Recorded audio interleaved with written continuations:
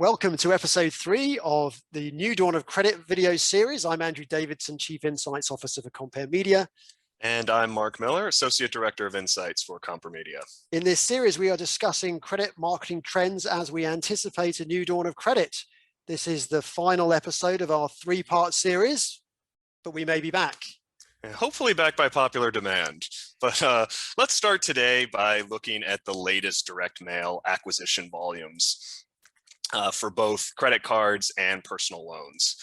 We can see that credit card offers are down slightly month over month, but that shouldn't be too surprising with February being a shorter month and still a lot of uncertainty around the progression of the pandemic. So we are, however, still at a healthy number, so over 200 million offers. Personal loans, on the other hand, are trending in the other direction as we've continued to see volumes increase month over month.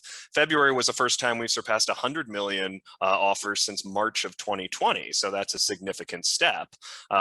Also, after laying low for much of 2020, Lending Club has increased their acquisition efforts in 2021, and now with the bank charter in hand, they're actually looking to craft a new identity as a financial health brand, potentially shaking up the competitive landscape. All right, let's jump into digital marketing spend for credit cards. And let's see how that's been playing out for online display, paid Facebook and online video. And you may recall from previous episodes that digital marketing is leading the recovery.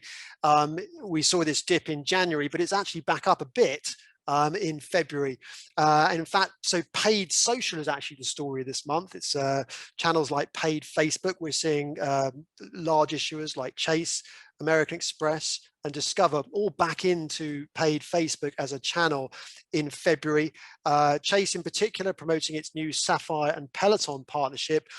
This is the partnership where you get a statement credit and a free trial to the Peloton digital membership. So this partnership between Peloton and Sapphire really sort of the ideal perfect match when it comes to brand collaboration. Yeah, it's a smart move. And when you mention Chase and Peloton, I also think of Affirm's financing partnership with Peloton. And on that point, I think it's worth noting that we continue to see an increase in marketing spend in February from the top buy now, pay later players. So big threat to the credit card space. Mostly they're advertising in the paid social space, but also national TV driven by Klarna's big Super Bowl ad. Yeah, that was a big statement, wasn't it? And I still think we're on track for a big year in terms of marketing spend. Obviously digital, leading the recovery. We've got the rollout of the vaccine gaining traction. We've got this pent-up demand that we've spoken about in the past. Another reason is innovation. We've seen a ton of new launches recently.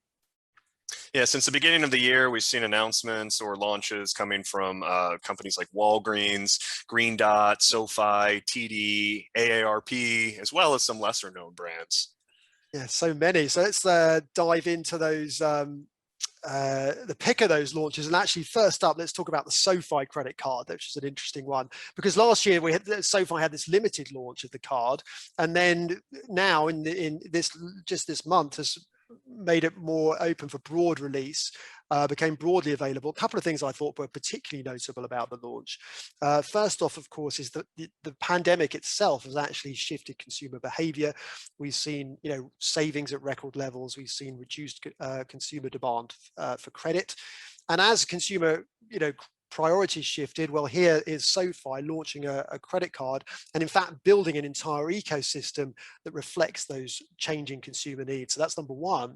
Number two is this idea of a limited rollout. Of course, we've seen new product launches leveraging wait lists, which allows you to sort of tweak the brand message. But this limited rollout really allows you to sort of tweak the product and the value proposition. In fact, SoFi has said that it was going to be making some changes. It's going to be allowing customers to view points in the app and also allow customers to redeem for cryptocurrency.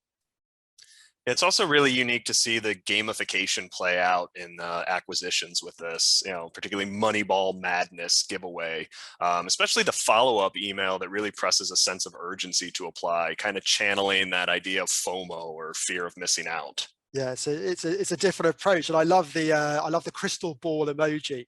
So some real gamification there. Sure. The reward space is always an important place to look for credit cards. And while a lot of talk has been centered on travel and leisure, we've noticed a new category emerge, and that's healthcare. So one example, the HSBC Elite Card is offering 2 times points on home and health categories, which includes healthcare payments.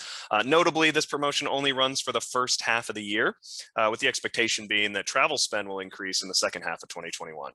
Yeah, healthcare spend is certainly a unique benefit.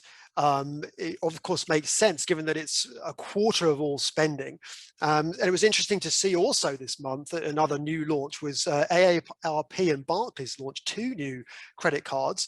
One, the Essential Rewards card, another travel rewards card. But the Essential Rewards card actually includes 2% back on medical expenses, and that includes hospitals, dentists, opticians, a whole range of eligible categories.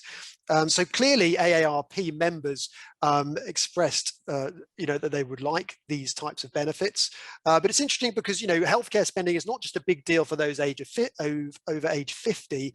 In fact, just under half of all consumers say that healthcare spending is their biggest financial concern.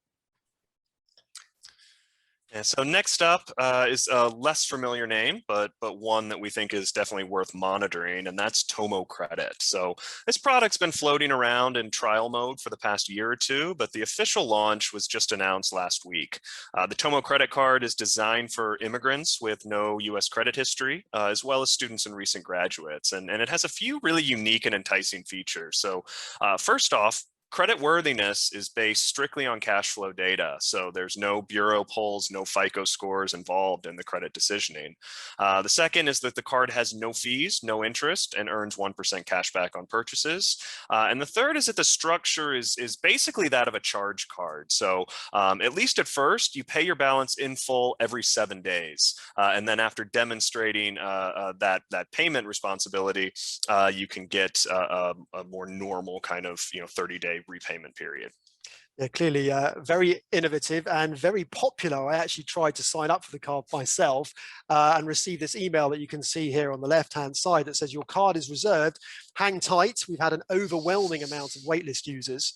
Our team is processing signups and we'll send your application as soon as it's ready. And of course, includes though a referral link. So if they're overwhelmed with applications right now, of course, if applicants share these referral links, they perhaps might be even more overwhelmed. But it'll be interesting to see how this one plays out. Yeah, so really just a lot of new developments already in 2021, new cards, features, enhanced competitive threats. The year's already shaping up to be an exciting, if still somewhat unpredictable journey. So thank you all for joining us in this 3-part series. Hope to see you again. Yeah, we'll be staying on top of it all here at Comperemedia. Thanks for watching. Follow us on LinkedIn. We're always posting on credit card marketing. Thanks. See you soon.